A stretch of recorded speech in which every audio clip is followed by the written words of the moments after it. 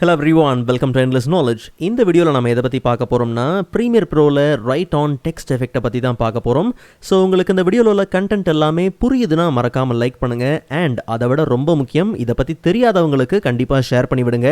And நீங்கள் இன்னுமே சேனலை சப்ஸ்கிரைப் பண்ணாமலே பார்த்துட்ருக்கீங்கன்னா மறக்காமல் சப்ஸ்கிரைப் பண்ணுங்கள். அண்ட் சப்ஸ்கிரைப் பண்ண கையோட பக்கத்தில் இருக்கக்கூடிய பெல் ஐக்கனை கிளிக் பண்ணி ஆல் நோட்டிஃபிகேஷன்ஸை மறக்காமல் எனேபிள் பண்ணிக்கோங்க.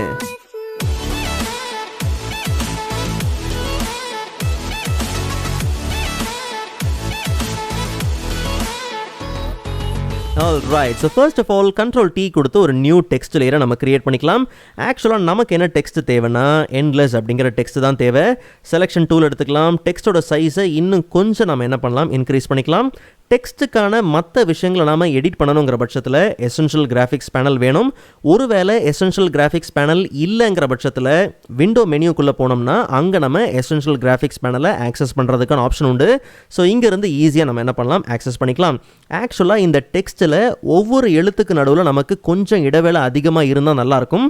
ஸோ நம்ம என்ன பண்ணலாம், எசென்ஷியல் கிராஃபிக்ஸ் பேனலில் டெக்ஸ்ட்டோட கேட்டகரிக்குள்ளே பார்த்தோம்னா ட்ராக்கிங் உண்டு. ட்ராக்கிங்கை கொஞ்சம் நம்ம என்ன பண்ணலாம், இன்க்ரீஸ் பண்ணிக்கலாம்.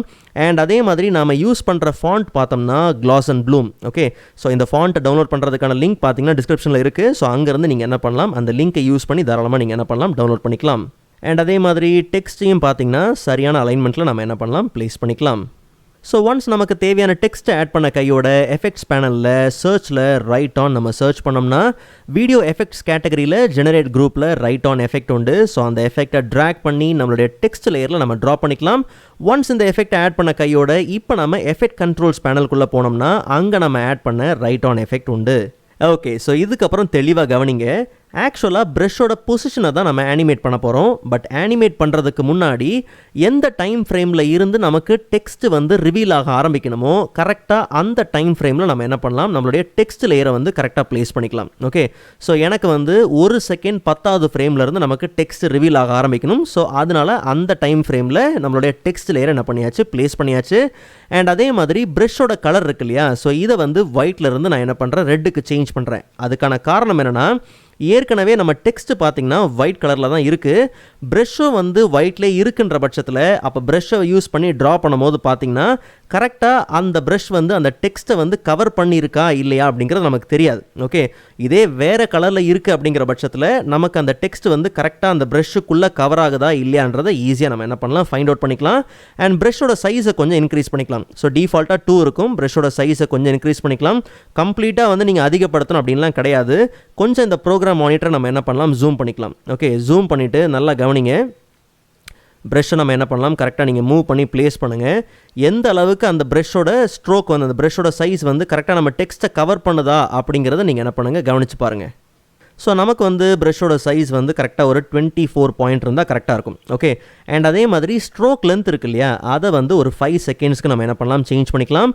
அண்ட் ப்ரஷ்ஷோட ஸ்பேசிங் பார்த்தீங்கன்னா கம்ப்ளீட்டாக தேவையில்லை. ஸோ கம்ப்ளீட்டாக நம்ம என்ன பண்ணலாம், அதை ரெடியூஸ் பண்ணிடலாம். Okay, so 0.001. ஓகே, ஸோ இது எல்லாமே கரெக்டாக இருக்கான்னு நீங்கள் என்ன பண்ணுங்கள், செக் பண்ணுங்கள். செக் பண்ணிவிட்டு அதுக்கப்புறமா நம்ம என்ன பண்ணலாம், ப்ரஷ்ஷோட பொசிஷன் இருக்கு இல்லையா, அதை நம்ம கீ ஃப்ரேம், அதாவது அனிமேஷன் கீ ஃப்ரேமை நம்ம என்ன பண்ணலாம், ஆன் பண்ணிடலாம். ஸோ நல்லா கவனிங்க. இப்போ நம்ம 10வது ஃப்ரேமில் இருக்கிறோம்.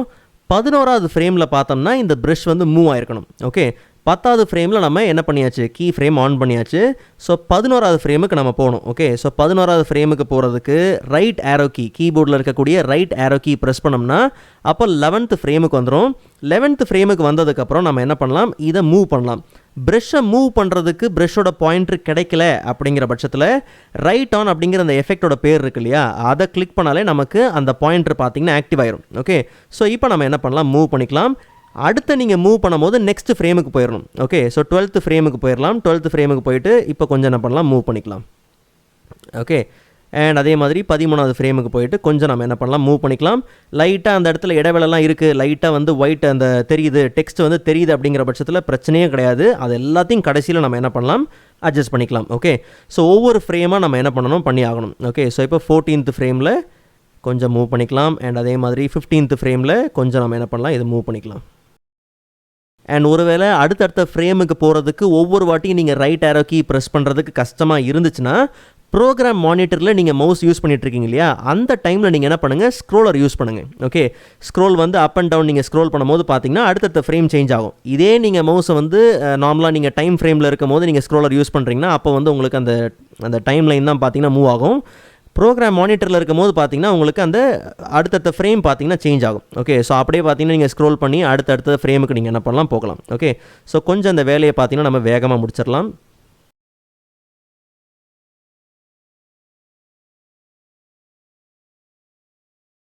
Okay fine. ஸோ பர்ஃபெக்டாக கம்ப்ளீட் பண்ணியாச்சு. ஸோ இதுக்கப்புறம் ப்ரஷ்ஷுக்குள்ளே எங்கெல்லாம் வந்து டெக்ஸ்ட் கவர் ஆகலையோ அங்கே மட்டும் கொஞ்சம் நம்ம அட்ஜஸ்ட் பண்ணிக்கலாம். ஸோ இங்கெல்லாம் பார்த்தோம்னா சரியாக கவர் ஆகலை. ஸோ ஒவ்வொரு ஈச் அண்ட் எவ்ரி நோட்ஸையும் நம்ம என்ன பண்ணலாம்னா அட்ஜஸ்ட் பண்ணலாம். ஓகே, ஸோ அது எல்லாமே அட்ஜஸ்டபிள் தான். ஸோ ஈஸியாக நம்ம என்ன பண்ணலாம், மாடிஃபை பண்ணிக்கலாம்.